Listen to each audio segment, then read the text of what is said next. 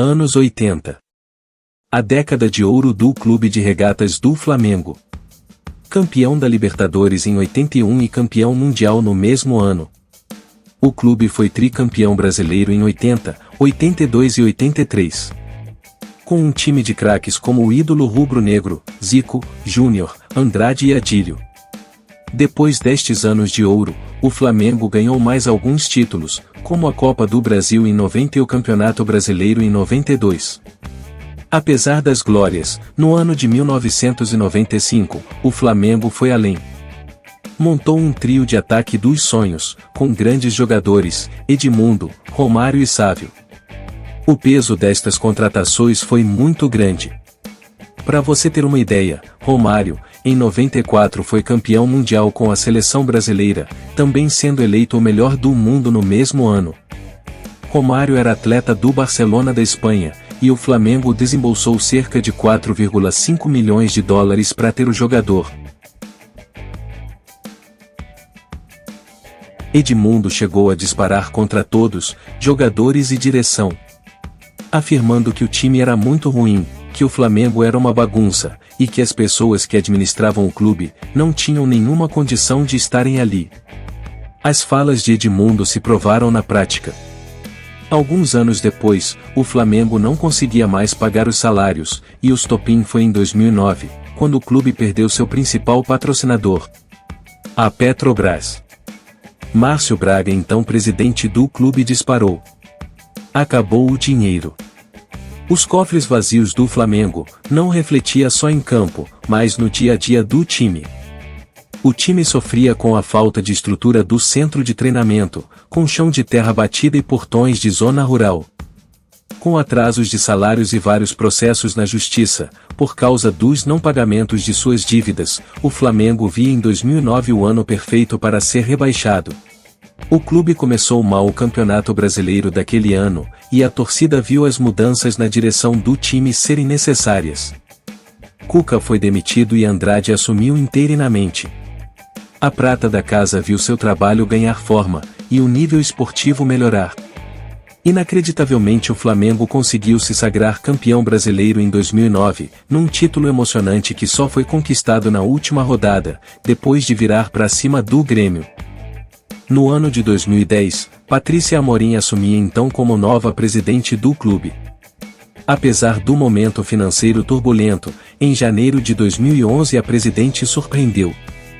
Numa contratação badalada, enfim, Ronaldinho Gaúcho era apresentado no clube, com a promessa de muitos títulos, para delírio da torcida.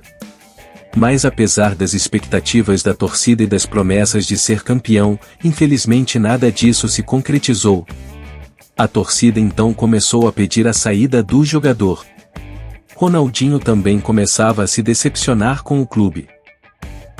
Na gestão Patrícia Amorim o Flamengo só conquistou um título, o Campeonato Carioca de 2011, no que veio a ser um fracasso total da gestão, dentro e fora de campo, marcada por intensas trocas de técnicos, atrasos nos salários e contratações que viraram decepção. O resultado de tanta incompetência não poderia ser diferente. A dívida do Flamengo só aumentava.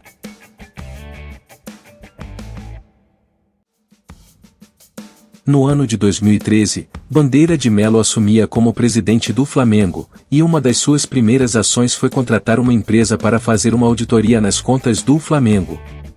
3 meses depois, o resultado veio pior do que se imaginava. Com uma dívida de 750 milhões de reais, bem maior do que os antigos gestores mostraram. Com cerca de 400 milhões em dívidas fiscais, 184 milhões em dívidas trabalhistas e 172 milhões em dívidas trabalhistas futuras.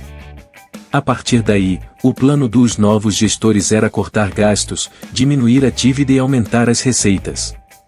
O Flamengo começou a acertar novos patrocínios, e o clube fez a adesão ao Profut, que é o programa de modernização da gestão e de responsabilidade do futebol brasileiro. Em 2014 o Flamengo conseguiu reduzir sua dívida para 660 milhões, também impulsionado pelo título da Copa do Brasil em 2013, a arrecadação com bilheteria e também o número de sócios torcedores do Flamengo, que compraram a briga. na qual em 2014 o Flamengo já chegava a arrecadar cerca de 85 milhões com sócio-torcedor. Com um elenco enxuto, dívidas reduzindo, novos patrocínios e arrecadação aumentando, Bandeira de Melo foi reeleito para mais 3 anos à frente do clube, com uma promessa de um futebol mais competitivo. A primeira contratação de nome da gestão Bandeira de Melo foi Diego Ribas, revelado no Santos e com uma carreira gigante na Europa. Nos anos seguintes o Flamengo começou a brigar pelos títulos. O Brasileirão de 2016 foi bastante disputado com o Palmeiras. Em 2017 o clube foi vice-campeão da Copa Sul-Americana, e também vice-campeão da Copa do Brasil se os títulos não chegavam para coroar o trabalho que vinha sendo feito fora de campo. Na teoria o Flamengo mostrava sinais que estava ficando forte. Em 2017 alguns nomes de peso começou a chegar no clube: Everton Ribeiro, Vitinho, na qual foi uma das contratações mais caras feitas pelo Flamengo. Também nessa época o Flamengo já arrecadava mais de 200 milhões com vendas de jogadores. Vinícius Júnior foi vendido para o Real Madrid por cerca de 45 milhões de euros. Mesmo nesse período de cortar gastos, o Flamengo não deixou de modernizar o seu centro de treinamento, com um investimento de 23 milhões de reais. Em 2018, ano de inauguração do novo módulo profissional, a estrutura pré-existente foi deixada para as categorias de base e, para o futebol profissional, foi disponibilizada um novo módulo, com novos alojamentos, um moderno parque aquático, academia, 5 campos de futebol, além de outras estruturas inovadoras para a realidade brasileira, gerando assim o mais moderno centro de treinamento da América Latina, e um dos maiores do mundo, com dívidas caindo e arrecadação aumentando. Em 2018 a dívida do Flamengo caiu para 455 milhões de reais.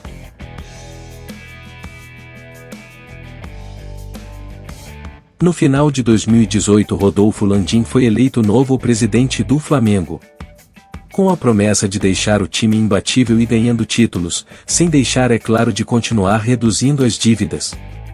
Bandeira de Melo deixou a presidência com 100 milhões de reais para serem investidos em jogadores. Até então algo raro para a maioria dos clubes brasileiros. Em 2019 grandes nomes de peso chegaram ao Flamengo. Arrascaeta foi comprado por 15 milhões de euros, Gabigol veio por empréstimo da Inter de Milão, Bruno Henrique, Rodrigo Caio também chegou para reforçar o elenco. Campeão carioca em 2019 o futebol do Flamengo melhorou. A diretoria queria mais, e ainda em 2019 mais nomes de peso chegou ao clube, como o espanhol Pablo Mari e Gerson. As laterais flamenguistas também ganharam nomes de peso, como Rafinha e Felipe Luiz. No comando do time o português Jorge Jesus, que vinha a se tornar ídolo dos flamenguistas a partir daquele ano. Com um futebol envolvente, o Flamengo não encantava somente os flamenguistas, mas sim o Brasil inteiro. Todos gostavam de ver aquela máquina jogar. Ao final de 2019, o trabalho de recuperação começava a ser coroado. Depois de 38 anos o Flamengo voltou a ser campeão da Libertadores e no dia seguinte conquistava o 7º título brasileiro, fazendo a melhor campanha da história dos pontos corridos.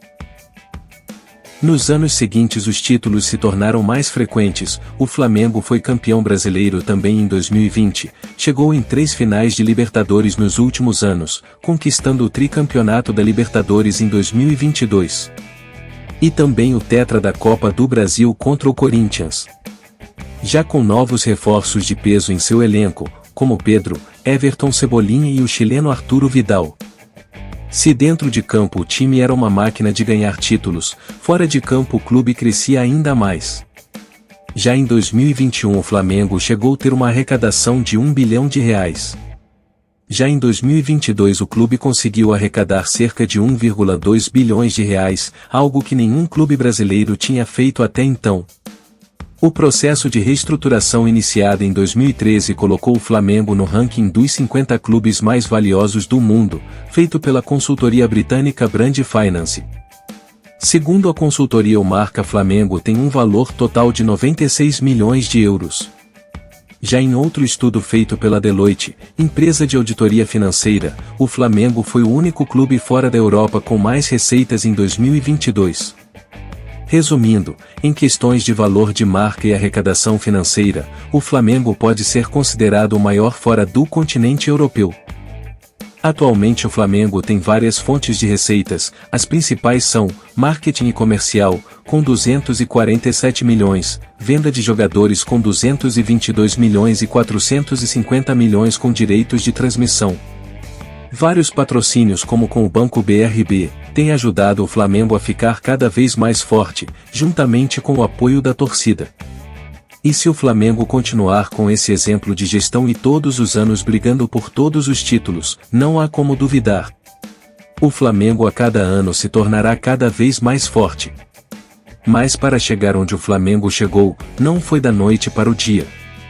Foi um processo doloroso para a nação rubro-negra, que teve que conviver com times fracos, brigas contra o rebaixamento e anos sem títulos de expressão. Tudo isso para organizar o clube e elevar o nível a outro patamar. Hoje o Flamengo é exemplo dentro e fora de campo para todos os clubes do Brasil, mostrando para todos que com profissionalismo e gestão, o clube pode sim contratar grandes jogadores e ser referência no futebol nacional.